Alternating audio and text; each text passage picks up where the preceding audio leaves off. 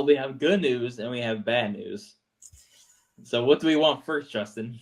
I'm a pretty positive person. I like to, you know, go through the thunderstorm so I can see the clouds peek out and the sunshine come through. So give me the bad news, Jeremy. Well, the bad news is I don't know if we're tanking or trying to win. Because this team is wildly inconsistent and just took 4 points out of 4 points on a back-to-back against Detroit. Um, That's just a not reminder: Detroit is definitely a better team than us so far this year. They're very in a wild much card a better team. spot. I don't. They're in a wild card spot right now, sitting at about 78 wins. I want to say, and yeah, they just lost both games against the Florida Panthers this year. So I don't know if I should be mad at the Florida Panthers or mad at the Detroit Red Wings because we are no longer we are no longer really sitting pretty in a spot where we know if we're tanking or not. Yeah, that's not good. I mean, we'll talk about it in just a bit, but you can only blame the fact that the Panthers have built a culture of relentless competition, regardless of who's out there. Because how many top scoring starters were out? Not one, not two, not three. What, four? We were missing our two best scorers last night. We were missing our two best players. We're missing Sam Rhino, Reinhart and we were missing Brad Marchand Marchand. last night. Marchand is probably out for a significant amount of time. There's a likely chance he will probably be out for the rest of the season, which is Yeah, something that's what I was gonna we'll talk say. about later on. But But I mean, look at how much we're missing right now. I feel like I'm getting deja vu when I hear that. How many people were missing here? It's just I don't think, even outside of just Barkov not being healthy, because he's probably not going to play this year. Um, Outside of him, move him aside, bam, not a factor. Have we had a fully healthy roster on the ice at all this year at the same time? It took us until around January to field a lineup that featured the likes of both Brad Marchand and Matthew Tkachuk in it. So just thinking about that, there have been very few games, and even then, if you look at that, we still didn't have Tomas Nosek yet. We still don't have Jonah Gatt. We still didn't have Kulikov up to that point. Tough. We did not have much. So even thinking of that way, We we have still Charlotte didn't. Checkers on the fourth line, bro. We still didn't have. We have not fielded a complete. We have not yet, outside of Barkov, fielded our Game 7 or Game 6 lineup from last year in the Stanley Cup Finals yet. Not fun times. Not fun times. And it would be a little more fun if we just, lost some games so we can get that, protected first round pick, but top 10 pick. But I don't know if that's what they want to do or not. But you know, thunderstorm's over. Give me some good news, Jeremy.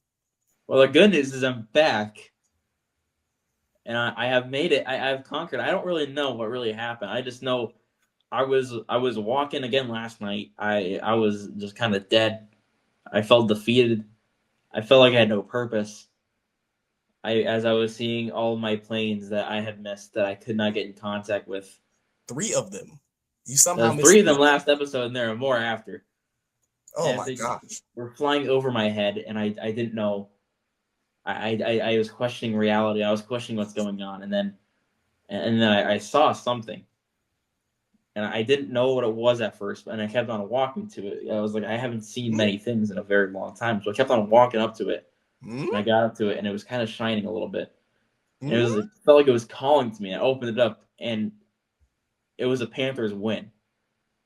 And after I opened it up, it transferred. I woke up. I woke up and I was here, and that's when I realized it was the 4 points from Detroit, and I was transferred from lottery land back to reality.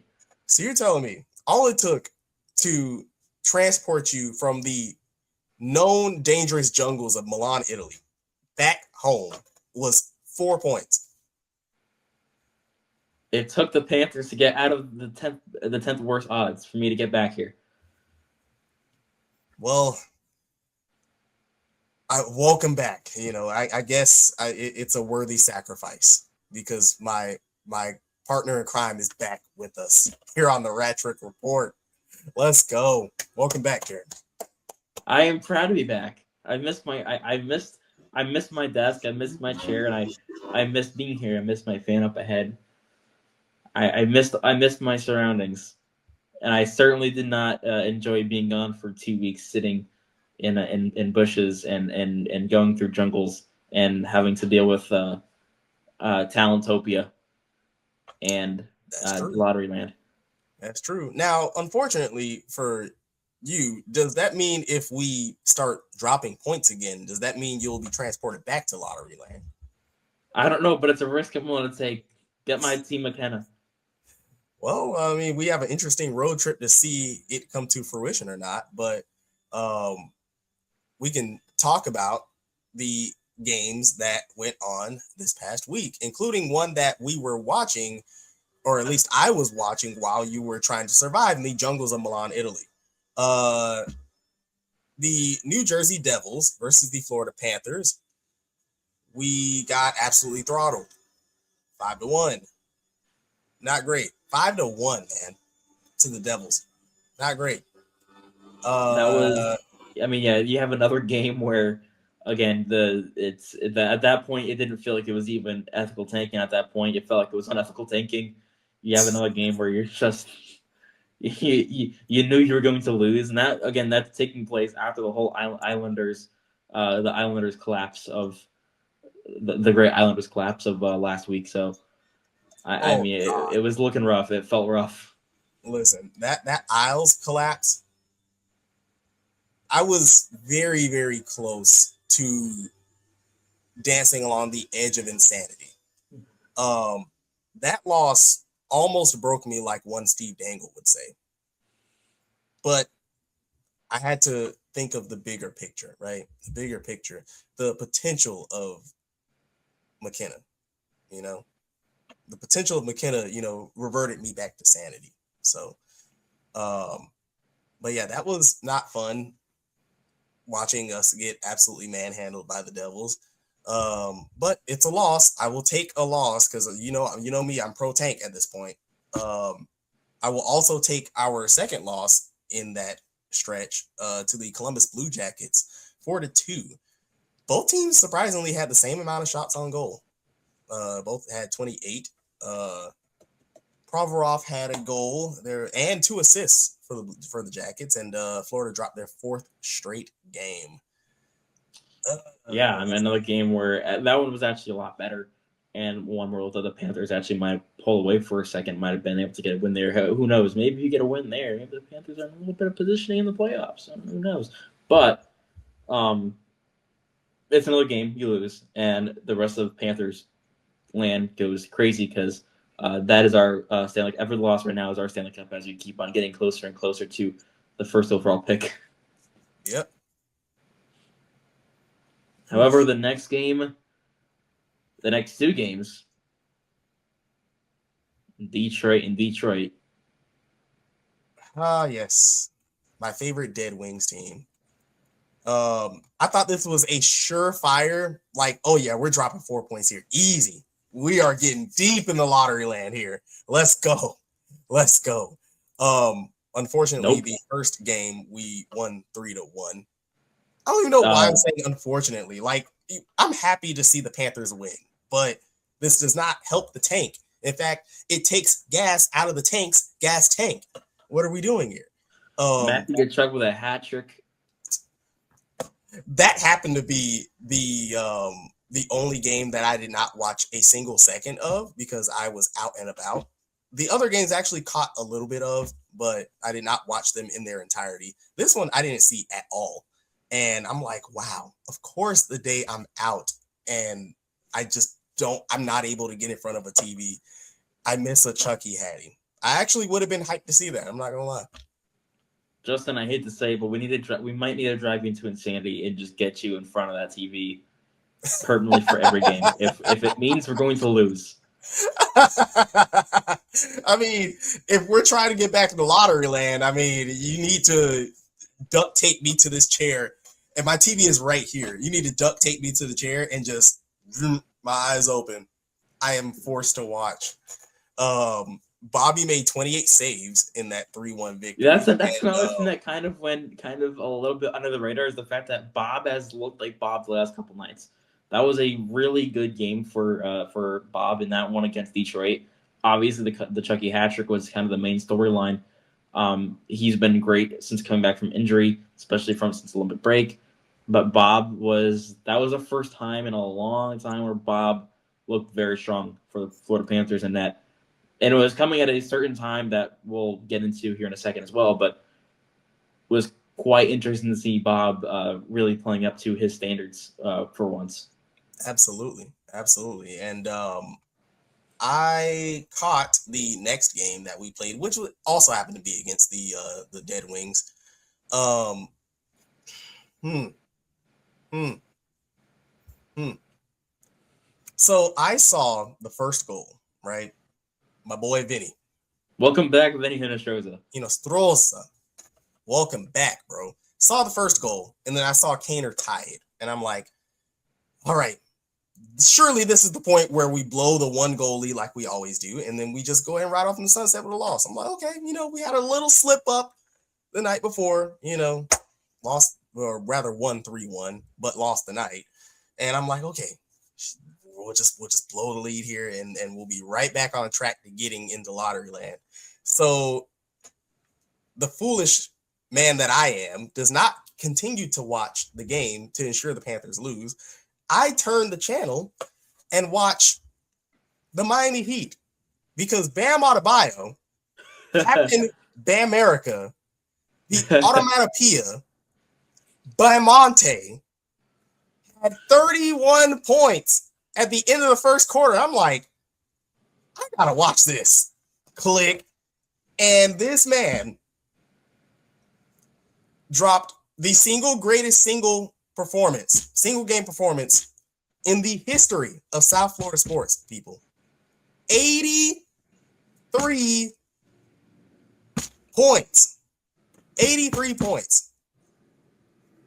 The second highest scoring game by a player in the history of the association, smashing the Miami Heat all-time single game record set by Mr. LeBron James, everyone's favorite liar. He would tell you that he knew Bam would drop 83, but that's for another story. Smashing LeBron's record, which was at 61 points. I remember watching that game where he absolutely dismantled the Bobcats single-handedly. Blew past Kobe Bryant's record, which was 81. I also watched that game, and that was nuts to see because as a kid watching that game, I said, wow, I'm never going to see this ever again in my lifetime. And Bamonte heard that and said, watch this. He's dunking on dudes' necks. He's out here fadeaway jumper, breaking dudes down off the dribble. Ethically going to the line, by the way, because he was getting hacked all night. And it took the Wizards until he had about 74 points to realize, wait, we can just double team him. So he tried to double team him, and that didn't work. And, okay, why don't we just triple team him? And it worked for a little bit, but then it didn't work. He kept scoring. So what do you do after that? You quadruple team this man. Full court press. Have you ever seen 4 dudes on one guy stopping him from trying to make a basket? It looked like that one picture of Kobe where he dunked on like 5 dudes, the whole starting 5. What are we doing here, Wizards? You are terrible. Your defense is atrocious. You guys look like Game 6 Oilers in this last Stanley Cup. It was terrible. It was horrible. You look like Game 5 Florida Panthers in 2023. It was rough, tragic even, but it's okay because you guys deserve it because you are tankers, and as tankers, we can't stop you from doing what you do, but we sure can embarrass you on a national scale. So enjoy that. 05-06 Raptors, Jalen Rose, you are free now. You are no longer shackled by the Kobe Bean Bryant 81-point game. It is now the District of Columbia's burden to bear. But yeah, 81 points is gnarly. I still can't believe our starting center did this. I still can't believe I witnessed this. it almost feels like a dream, but when I turn on the highlights, I realize it's not a dream. Unbelievable. Unbelievable. Like, what else can you say other than congratulations, Bam? Congratulations to the Heat. Congratulations to all of basketball. That was a great night for the game of basketball, a great night for the city of Miami, for all of South Florida. And it couldn't have happened to a better dude. I mean, this dude grew up with his mom. They had literally nothing, living in a trailer park. And he used his talents as a ball player to make his way to Kentucky, where he balled out, got drafted by a world-class organization in the Miami Heat, brought up under so many great basketball minds like Pat Riley, Eric Spoelstra, literally training with Alonzo Mourning, training with Juwan Howard. And it took a little longer than we expected, but he is finally coming into his own. And after he got called out publicly by his mentors, D Wade and Udonis Haslem, on national TV saying, maybe you guys are a playing team. There's been no energy in this city, and it's partly y'all fault. Y'all not bringing the energy. And Bam said, we're not a playing team. I'm tired of being in the play-in. And we have not lost a game since that. So my GOAT, D Wade, is 99 overall constructive critiquer. And Bam is unbelievable. He was already a Hall of Famer, but that game cemented his legacy. He will be getting an orange jacket in Springfield when it's all said and done. And don't look now, Jeremy, but we're out of a play-in spot. As of right now, we are out of the play-in. Woo! Let's go! Oh, yeah, let's go Heat. Let's go Heat. But, yeah, because of that absolute miracle I was watching, it distracted me from the fact that an absolute nightmare was happening across the street from Sawgrass Mills. The Panthers, after giving up back-to-back goals in the second period, they are down 2-1. Nico Mikola scores to tie the game in the third period. Then Marco Kasper scores to make it 3-2. I'm like, okay, we're good. This is me watching the highlights. I'm like, okay, we're good. Nope. Carter Verhaeghe scores, ties the game. Then Carter Verhaeghe, with like 15 seconds left in the game, scores another one, also assisted by Matthew Tkachuk. And the Panthers, the comeback cats, if you will, win it in regulation 4-3. And although the arena was very loud when they scored that goal and they won, a lot of Panthers Twitter was genuinely crying. Like, why can't they just commit to the tank, man? Just commit to the tank. McKenna is right there for the taking if you just lose. And they don't want to lose. They don't want to lose. Our biggest blessing is our greatest curse this season.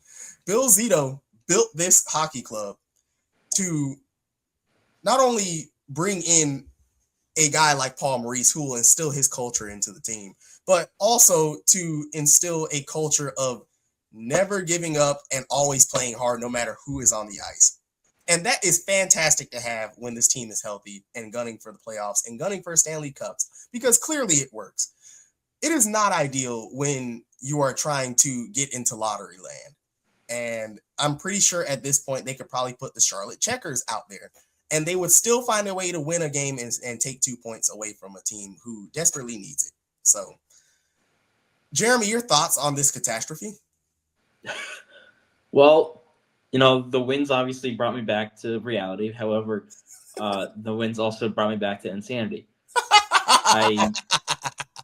I don't really know what to say other than it feels like it doesn't matter who gets hurt. We already discussed it. It was announced going into yesterday. Ryan Hart's gonna sit this game. He's gonna get checked out. He's gonna be out for at least this game. He'll probably be back for the next game against Columbus.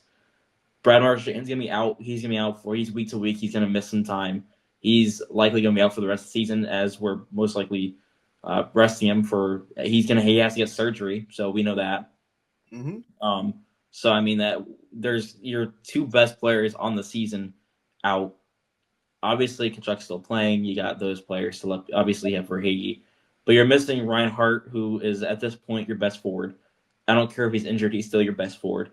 Yep. He's your best second. He's your best two-way forward. He could So have a you're missing peg him. leg and still be our best forward. Yeah, he's basically been on a peg leg. It feels like, and you have no Brad Marchand, who's been in and out of the lineup for the last few months, but even being in and out of the lineup, he's still contributing every single time he's out there and noticeable. This time he's out. He's probably out now permanently for the rest of the season. So Marchand's out. You got both of your star players gone, and I thought this is a great time to lose them because you're facing a good team in Detroit. They're probably looking hungry. They just lost a pretty tough one. They got bobbed the other night, and like, there's no way we're gonna get Bobrovsky again.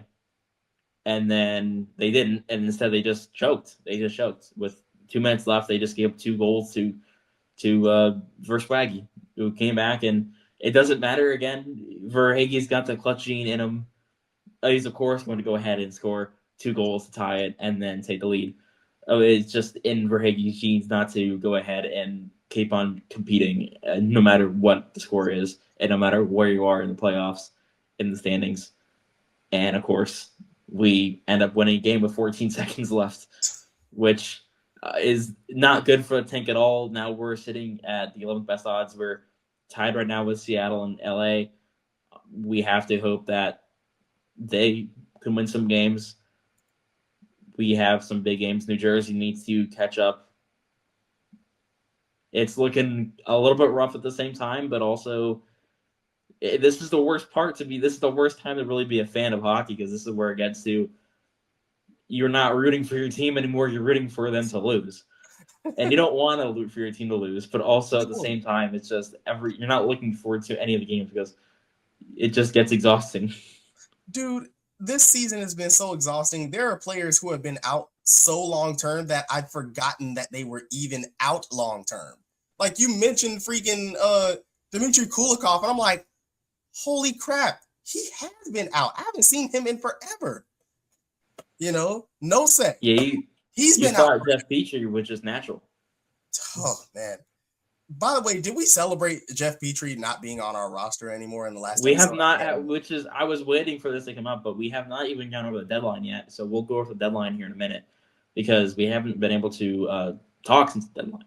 So that has now gone past. But yeah, we now sit points in a 21st place now in Yep, the we are league. in So 21st place. We're actually tied for 20th place with the Kraken and the LA Kings. However, the Kraken have a game in hand, but they are all sitting at a grand point total each of 6-7. no, as Yes. keep on doing it as long as it ruins our season. Hey man, that 6-7 episode was one of our greatest of all time. It's a classic. Unfortunately, it was. Which do you want to go ahead What do you and mean? tell? Unfortunately, very fortunately, it was. That was when Do we were you, winning, man. do you want to Our go ahead and tell the 6-7. people? Do you want to tell the people how many views that is currently sitting on? Oh yeah. Would you look at that? It is currently sitting at 67 views, man. Producer Joel, can you private this so that way they can't go and ruin the view count, please? Amazing. Good times, man. That was when we were we were balling for real. But alas, there's just so many people who are not playing, and it sucks because it really shows how much talent is on this team, man. The fact that you and I had to witness Seth Jones get injured live at the Winter Classic is a tragedy, not just for the Panthers, but for Team USA. He could have won the gold medal, but I feel like at this point, I honestly wholeheartedly agree, or I wholeheartedly believe that if Seth Jones doesn't get hurt in that game, I really believe that the Panthers are still either in a wild card position or aren't so far behind that we're trying to tank. they'd probably be like just outside of it, maybe by 3 or 4 points.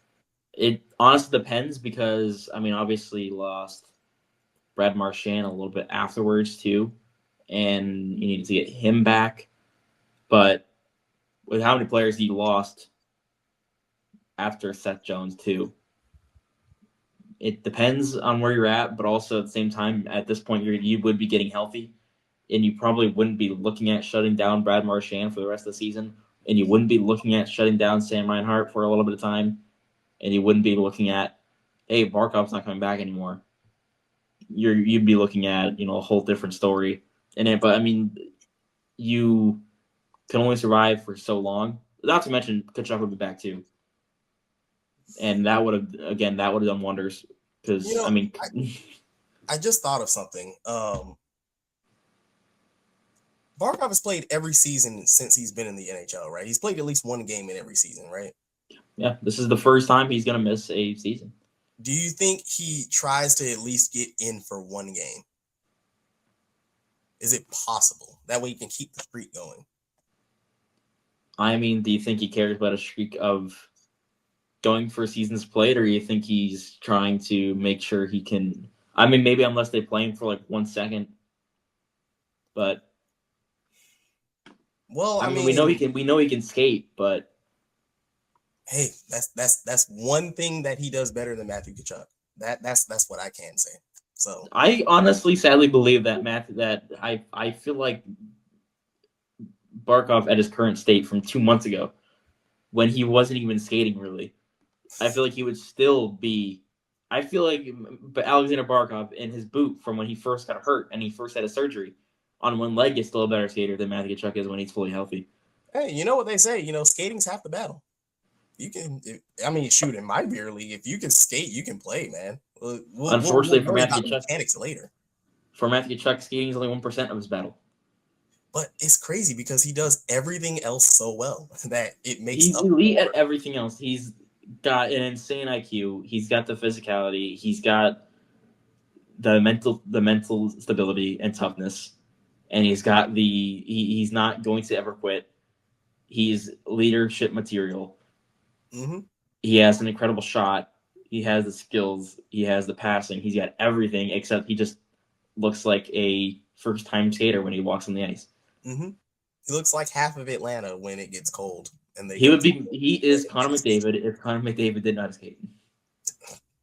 I was just about to say that you're taking freaking thoughts out of my brain. Did you develop telekinesis when you were over in Milan? I don't know. I developed a lot of different skills when I was in Milan. No. See, I could have swore you did like the electrical work on the outside of the stadium. Maybe it did a little like something to the brain, maybe a little zap or two, and you woke up. Unfortunately, I got hit by the electrical substation that was sitting outside of Levi Stadium. Oh man, the same one that's gonna take out Mike Evans. I hate it here. Yes. Oh, sorry. That's a touchy subject. I know. I'm sorry. Bucks fans, just skip over this part, Bucks fans. I'm sorry. Dang. I have no words in what to say. They're not nice. I have a lot of nice words to say about my NFL team. I mean, Tua, Let's he's go, on Malik my Willis. team, but I can't escape him because now he's probably going to live about 30 minutes within proximity of me now because he's on the Falcons. So thanks, Atlanta. Appreciate you. Just so everyone is clear, by the way, the NFC South are the New Orleans Saints, who no longer have Alvin Kamara as their starting quarterback, as their starting running back. It is now Travis Etienne. Their starting quarterback is Tyler Shug. They have Chris Olave, who's legend. He's on my fantasy team. They have Chris Olave, whose brain is basically porked. Mm-hmm. They have a very questionable defense. Then there's the Atlanta Falcons, whose both quarterbacks are probably going to be putting up a Hall of Fame numbers, not on the field but in the ER. Oh yeah, dude, they are going to get statues outside of Grady Memorial Hospital. In fact, they are no longer the Dirty Birds; they're the Hurdy Birds because oh yeah, they just released Kirk Cousins today, so they still have to pay him $10 million this season. So welcome back to the free agent market, Kirk Cousins. Oh yeah. I mean, you can go ahead and the Carolina Panthers. I mean, Bryce Young is the quarterback, and is Rico Dowdle still on the team, or did he get traded? Oh, where is Rico Dowdle? I think I could have swore I've seen something like either he got extended or he got traded. Rico Dowdle is still with the Carolina Panthers. So yeah, Rico Okay, Dowdle is still a Panther. okay. But I mean, At they least got. one I Panthers team is doing good right now. want to say also got Devin Lloyd. Ooh. You see, ladies and gentlemen, this is the level of insanity we've been driven to with this team. We have gone on a complete tangent about the other league that starts with an N and ends with an L. Yeah. So Devin Lloyd is now a Carolina Panther as well. So I mean, that's another player that. So the Carolina Panthers are actually are going to be really solid. So that's a whole nother player that the Carolina Panthers got. And then there's my team. There's there's nothing good to talk about in Tampa and Nothing. Bucks land. I mean, you guys still have Chris Godwin, right? Hey, that's my favorite player on the team now because that's the only player jersey I got right now. There you go. Unfortunately, my favorite player of all time, my favorite football player of all time, my favorite player in franchise history is gone, and that hurts. Why did he go to the But 49ers though, man? Like you couldn't have just went to the AFC. as I saw before, he would rather take 40% more taxes on. He would rather go to the most injury prone team in the league. He would rather play outside of right next to the electrical substation.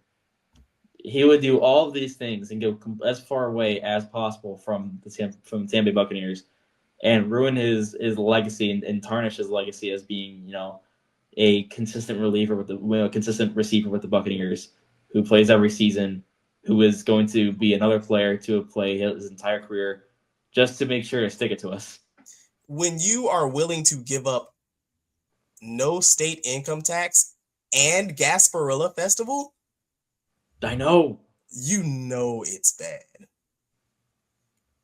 You know it's bad. Oof. Just to leave the Buccaneers and the best part about it is it's not one season. It's not even two seasons. 3 seasons. 3 seasons. Mm-hmm. It's a 3-year contract. Well, Jeremy, it could be worse. You could pay your quarterback um, over $100 million to not play for the team. By the way, this isn't a NFL podcast. However, it's worth noting that Daniel Jones just signed today, 2 years at 100 million. 2 years So at how much? a 2-year, $100 million quarterback contract for the quarterback. Holy overpay. What are the Colts doing? Anything to make sure Alec Pierce is happy. Apparently,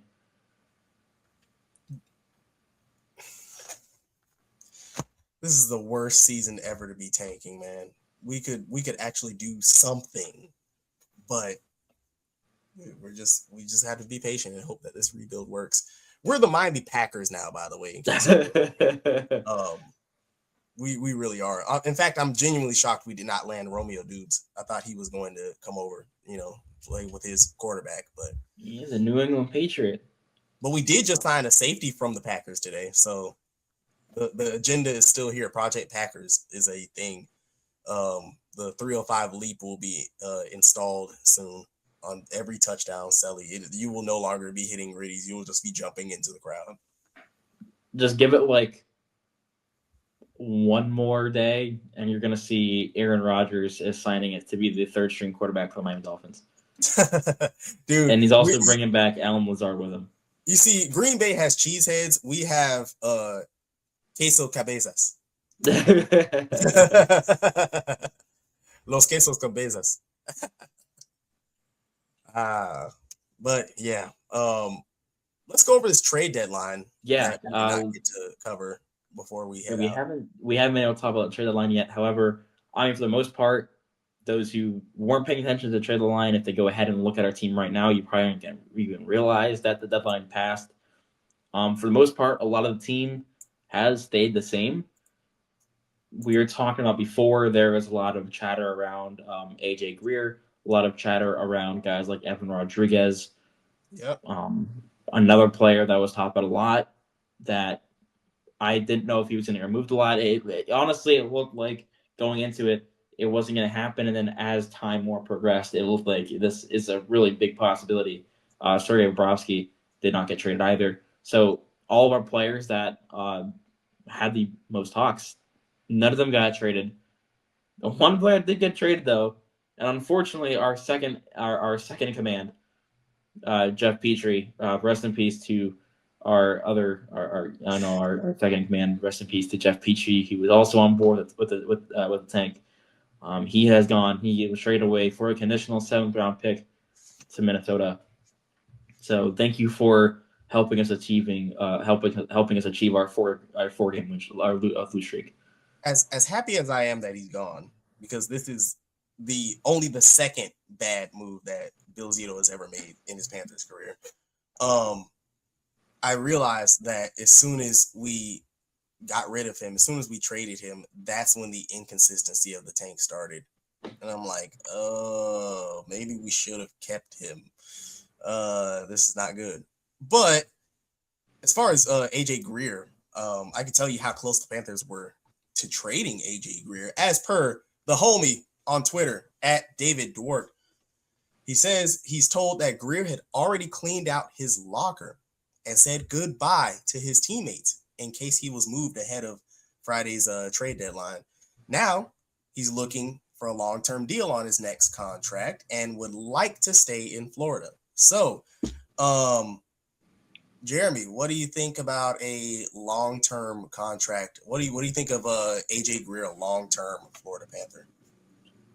I mean, long term may be a bit much to kind of say. I don't know if you really want to give that kind of term or that value per se to someone like AJ Greer. And I think he's important to this team. I'm glad he's still around. Unfortunately, I think we lost an opportunity to gain some pieces for AJ Greer. Honestly, I think we handled the deadline pretty poorly. If I'm going to be honest, I feel like if there was ever a time for us to hit the market and to shop around, I mean, we were. I think even if you were healthy, and I think even if you were in a playoff spot and you had like Barkov and you had everyone, I don't even think you're looking at the market to really even buy because where would you even operate at any really position unless there's someone who's just magically shopping someone of the likes of like Evan Bouchard or Adam Fox just for nothing, which you're not going to find that on the open market. So where would you even consider upgrading it? Like there was no place, even if you're healthy. So if there was ever a time for you to actually look at doing something in the market, it would be now because the sellers market was out of control this year, Yeah, and first round picks were being traded for nothing. So I mean, just looking at that, it had me wonder. I'm like, we could get serious value for someone like Evan Rodriguez. We could get really good value for someone like AJ Greer on a normal season. Greer is not getting second line, third line minutes. Without that, he's on that fourth line. He's going to be next to Nosek and Gadjevich most likely next season. So you're in reality looking at someone like that. This is a fourth line player who is currently playing up this year because of the circumstances that are happening with this team. So I think in reality, while I like the outlook of him in the future, and I like him being on this team, and I'm happy he's still here. I like the player. I like the person. I believe that the correct move would have been to trade him, and I believe the correct move is to extend him more in the short term, especially when you don't know if you're going to be getting a top 10 pick this year. If you do tank correctly, you're probably going to wind up getting a forward, which again, you're not going to have enough places to really put these players when the future does come. Divine's going to need some points at some point unless you decide to trade him. So stuff like that, I would mostly probably look at more like the short term. And I think he does his job very well. However, at some point, he's probably also going to be looking for a little bit more of a payday. And I think he falls into that Ryan Lomberg kind of range where he's a fourth liner, kind of like Kevin Stenlund. He was going to be getting probably on the higher end of money and wise when it comes to then term on the open market for a fourth liner. So I think every team is going to look at him and say that is a fourth line player. However, he's important. We can get him for this. And at that point, I'm not sure if we want to go ahead and give him that much term. I've seen people saying 4 years. I don't know if that feels like a bit much for someone like AJ Greer, but that's what people are saying. He apparently wants a long-term contract. But 4 years. Let's start at 2, AJ. Let's we start at start 2. at 2 and go up to 8. Yeah, you know, I I want to be think a Panther. I want to be a Panther. Oh man, it's crazy because you think of those dark ages, and this is like sunshine and rainbows compared to that. This is I like mean, big old Lucky Charms. being in Lauderland brought me to so many places that I hadn't seen in so long. So it feels different to be out of there, and I kind of want to be back now. Please start losing games so I can go back.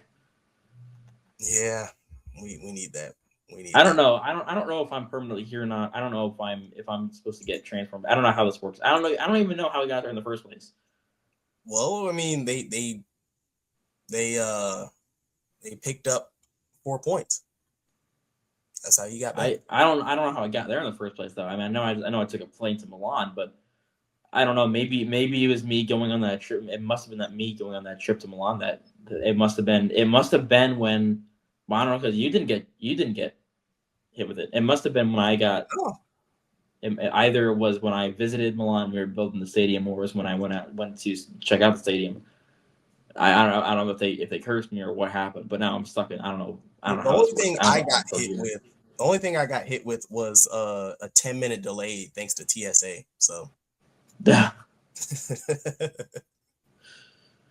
oh man, but let's look at these next few games that we have coming up that we will recap in our next episode, shall we?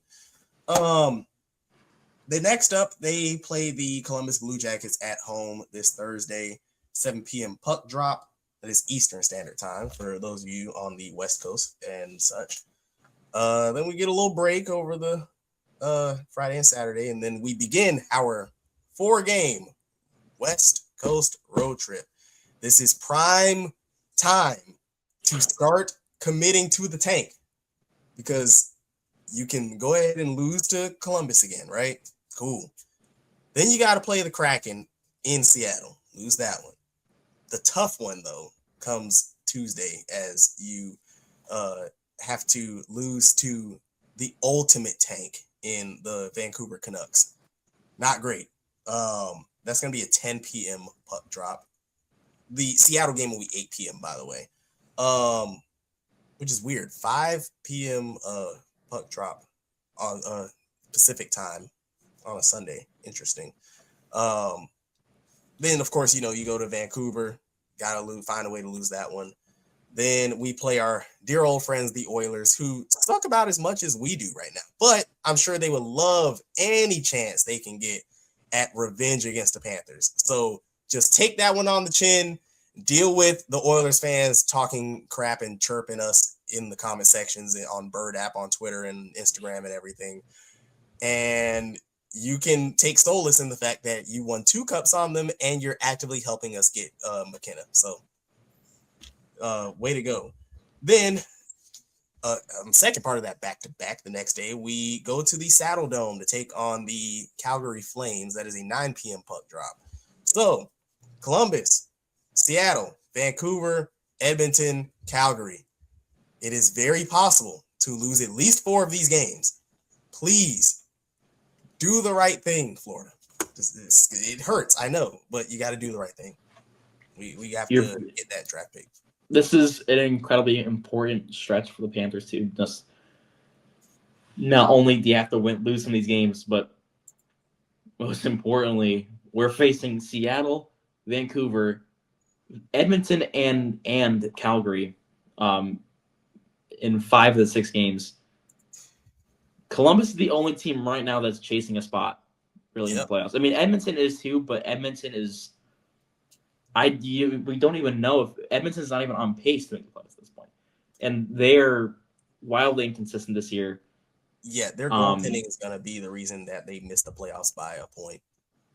Yeah, they fixed a Swiss cheese with American cheese, and thought that was going to. They actually thought when they were talking about Swiss cheese was in that, they actually thought like the actual cheese. They put an actual cheese in that, and they thought that was going to help stop pucks. I'd say it's more like a blue cheese, right? Because Swiss cheese is easy to shoot through because it has holes, right? It's more like it's more Blue like a blue cheese, cheese I mean, crumble. it's just literally crumbling at this point. So, you know, I mean, they are not dressing because they ain't ranch, and they are Um, not making the playoffs. But Also, the Flames don't really have anyone either. Kadri's no longer there. He's now in Colorado. yeah, The Panthers didn't trade for him, but Avalanche did. Um, they're in a tank and battle with the Flames right now. yeah, they are. They don't have Mackenzie Weegar anymore. They traded him to Utah, so you don't have Mackenzie Weegar there. Panthers legend, Mackenzie Weegar. They don't have Jonathan Huberdeau right now. Panthers legend, Jonathan Huberdeau.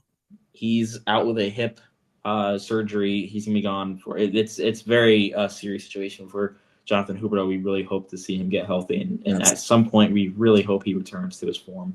It's Yes, just really hard looking at Jonathan Huberdeau and not seeing him produce like he was when he was a Panther. it's But sad to see. It really is. that's another game where you have to do everything in your power to lose games, and I feel like the Florida Panthers are they're just good. They're still even being a bad team, they're still for some reason just a good team, if that makes sense. And it's gonna be tough. It's gonna be tough, but I know you can unethically tank. It actually reminds me of those Diamond Gym memes where they say, Panthers, we need you to lose at least four of these next 5 games against pretty good teams. Surely you can do it. And then they get off the bench. I'd rather die. Are you kidding me? It's my son right here. I'll be danged if I fail. Like, no, we need you to lose. What are you doing? Uh, If it makes us feel any better after we're done with that road trip, we face. Oh no, well you're facing Seattle again when you go home, and then you face the Wild, which is obviously a great team, and then you face the Islanders. Jeff And Petrie if you already return didn't game. have if you didn't have enough nightmares Wait, from the Islanders, then you had to see them again. wait. Hold on. Everyone, circle your calendar on March 26th. The Jeff Petrie revenge game. He's scoring 6 goals. Jeff Six Petrie's goals. revenge game in which Jeff Petrie shows up to the building and then he tries to walk into Ameribank Arena just to realize they changed the passwords on him. The key card doesn't work like the Jets Hard Knocks. He tries to get the head coach is sitting there. Sorry, Jeff, but you're sending the press box tonight. Oh man, that's gonna be a long shift change for him. Go from the Roger Nielsen press box all the way down to the ice and back. Oh man, hilarious stuff. Hilarious stuff. But hey, the opportunities are there for them to get that protected top 10 pick. when you're Will they playing a take game of them? Who knows? But when Mr. you're Opportunity is still knocking. So when you're playing a game of would you rather, and the question that comes up is would you rather Jeff Petrie for the last remaining 2 months of the years, or would you rather a seventh round conditional pick that might show up in 2 years? yeah, dang. Because I Just a know reminder, there is a very strong chance that uh, Jeff Petrie ends up like playing in 50% of like Minnesota's games in the playoffs and getting all the way to the Stanley Cup Finals, winning it all. oh In man, which we would then have Mr. Irrelevant for Jeff Petrie. hmm. Yeah, give me the top 10 protected pick.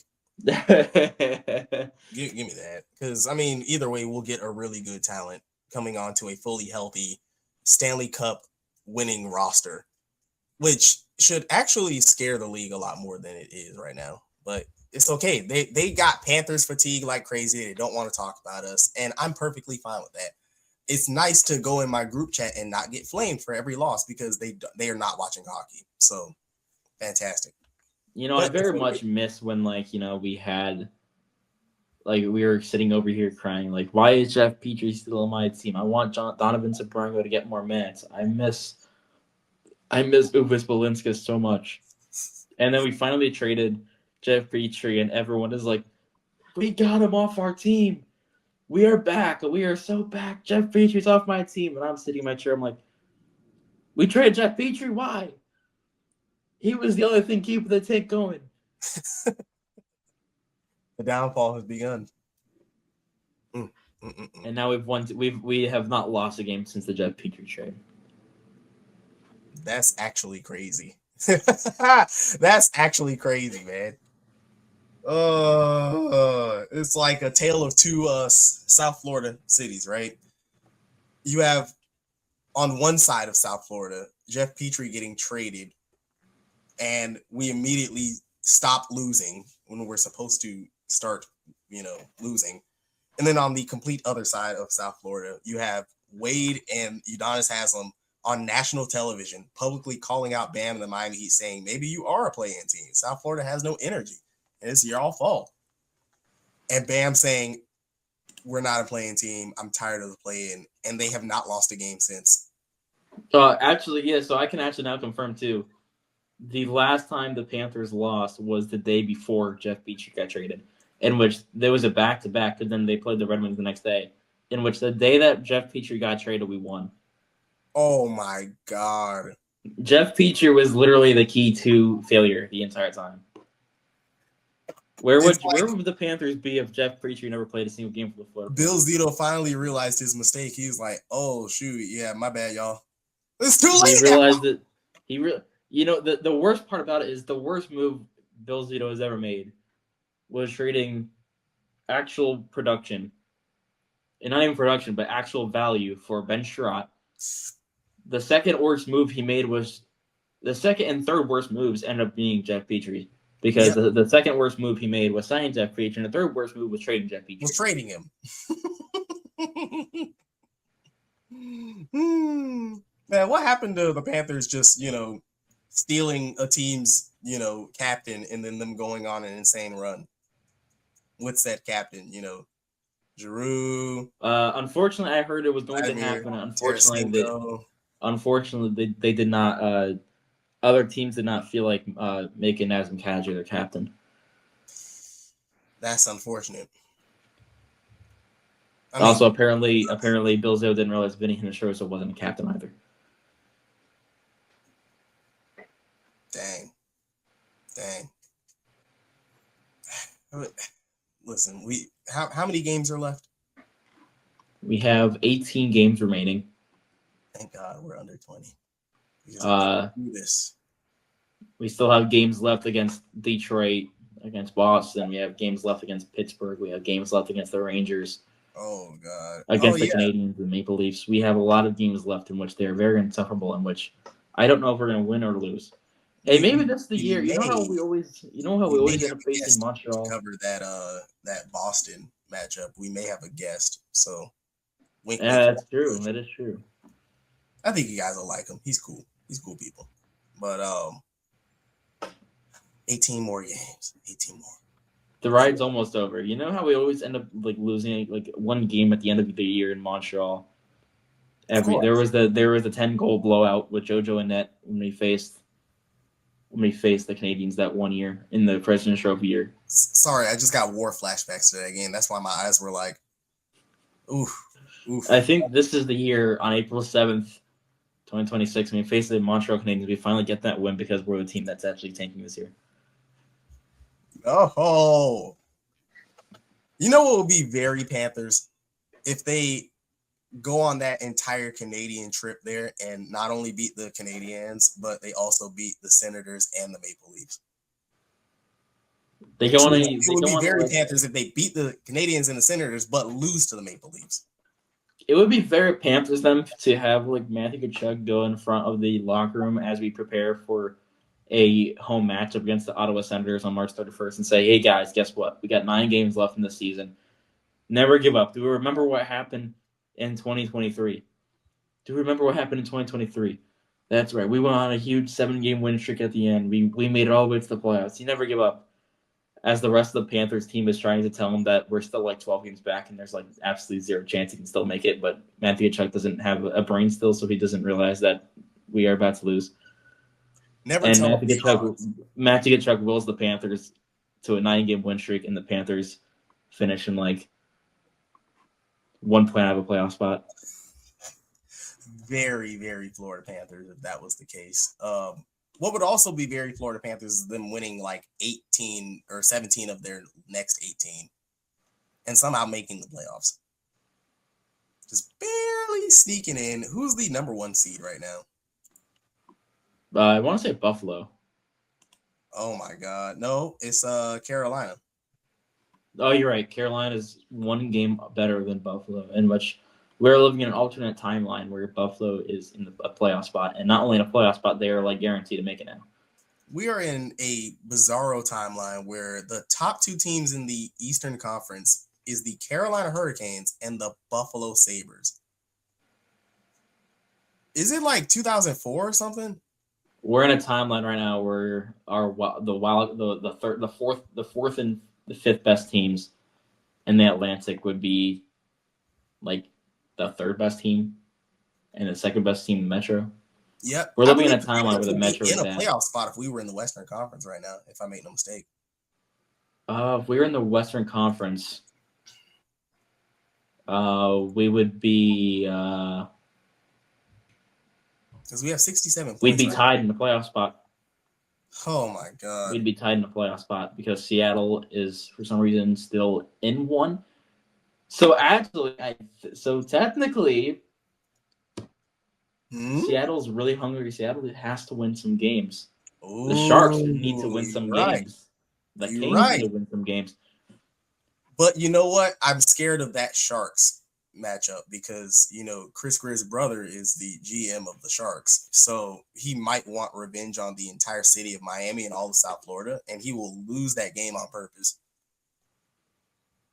He potentially, but also Nedeljkovic just doesn't like the Panthers either. I don't think so. Ah, man, unstoppable force versus the immovable object. It'll be Greer's brother versus Nedeljkovic probably starting in that, unless they decide to start Askarov, which it won't matter. But yeah, I mean, the Blue Jackets are currently in 9th in the East, so they're fighting for a playoff spot. So they absolutely need to win. And we need the Toronto Maple Leafs to keep on losing. Oh, yeah. I want to see them finish last in the Eastern Conference. It would be very funny.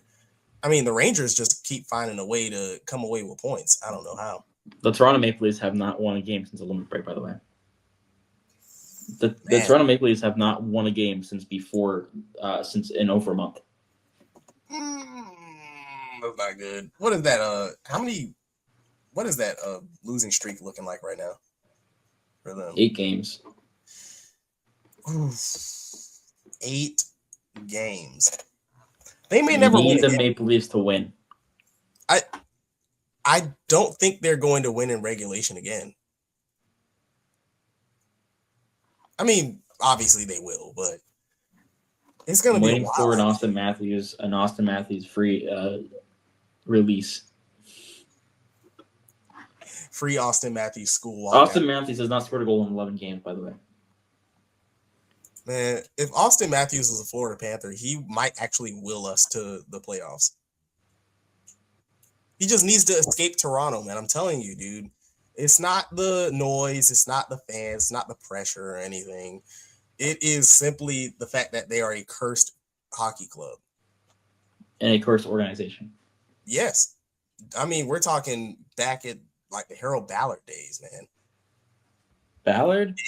Yeah, man. The Ballard days. Over the head. You know, running shop over at the dang Carlton Cash Box, which I heard is a grocery store now, but the top of it is still a hockey rink. I forget which uni is there, but there is a uni that plays there, which is nuts. But the bottom of it is oh my God, what's the name of the Canadian grocery stores there? Oh God, I have to do research.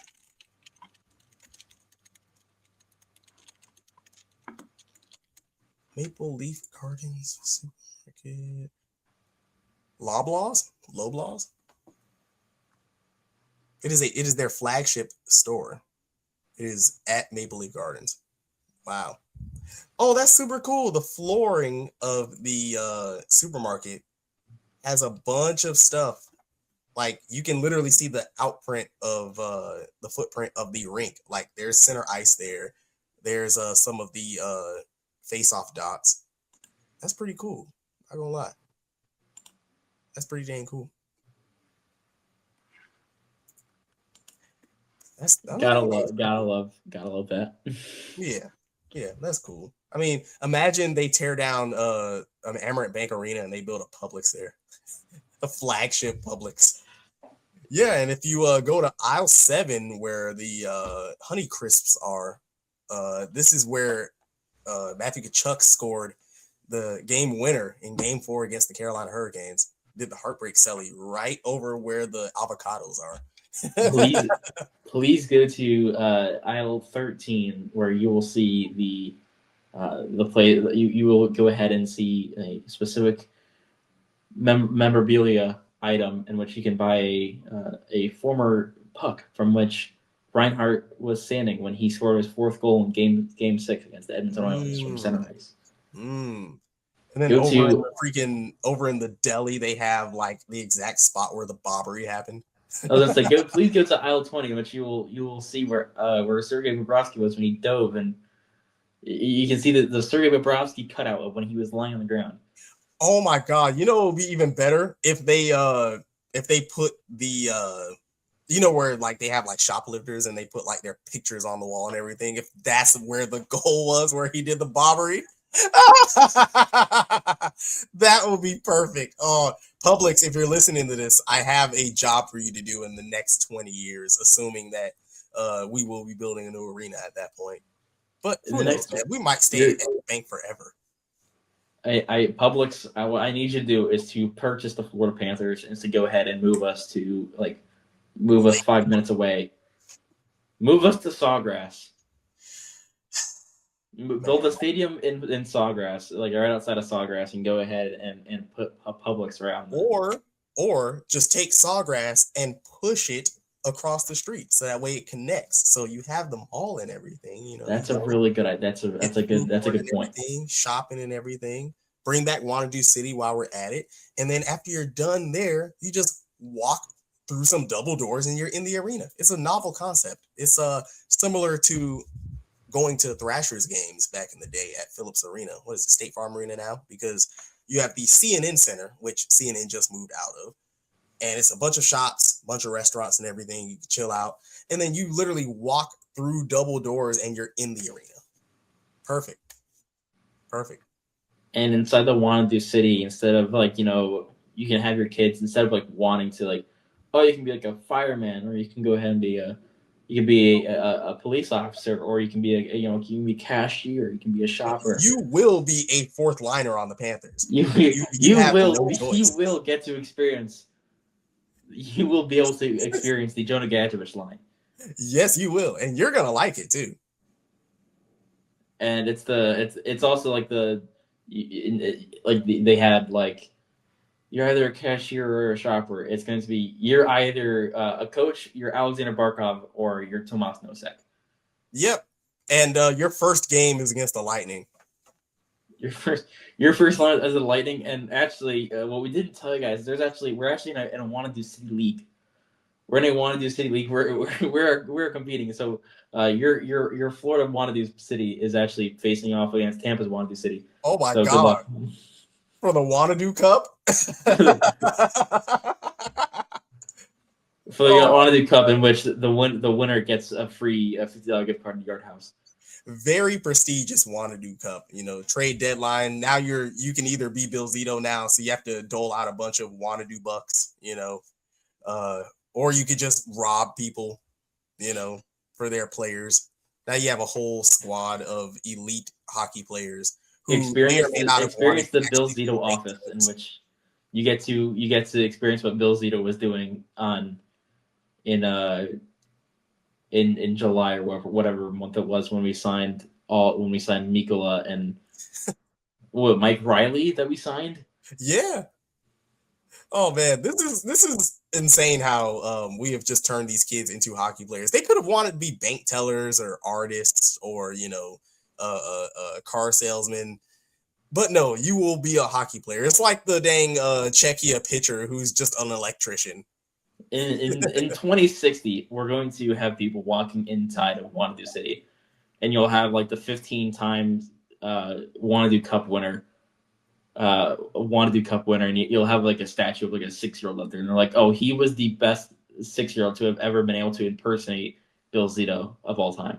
Yep. We Instead have of a Conn Smythe, it's a Huizinga. we have the Bill Zito of 6-year-olds, a statue of him, and then you have right next to it like numbers that don't even exist because they're the 6-year-olds, and when they chose their numbers, they weren't able to count yet. the Alec actually no. Given the irony of the actual name of this award, let's go with the Brad Marchand Leadership Award. Oh. Oh man, it's crazy. When we traded for him, there were a few Boston fans who said, "Yeah, he's a locker room cancer. He rubs you the wrong way." I'm like, maybe he rubs the team he plays against the wrong way, but he's like universally loved in Boston, and it's not just because he's a butthole. He's a great. They tried telling me that Brad Marchand was being traded to Florida because he wanted to sabotage the Panthers. Oh man. Next, they're going to tell me Sam Reinhart's the highest paid Panther.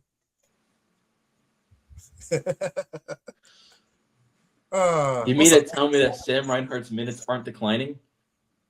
Yeah, I mean, when I think of all the qualities that team lacks, I think of Reinhardt. You mean to tell me that the Florida Panthers traded away Devin Levi for this guy? Doing here, you need goaltending. Surely you won't run into other young goaltenders that you will also get rid of, and then find yourself in a dilemma with goaltending. Where could one find a a prime goaltender that is young, that was homegrown at one point, and has overcome a lot of adversity, and was once a Florida Panther too. I mean, where would one even come across that? Oh, he's in Chicago now. That's right. Oh, well, I was gonna say you can't really come across one. You could probably come across three though. One's in Chicago, one is with the Red Wings, Alex Lyon, and the other is the other with the. No, he's not with the Blue Jackets. He's with Oh my God, what's his face? There's like three of them that we had. They're just gone. Now we definitely need goaltending. Don't forget Jacob Markstrom either. Oh God, 4.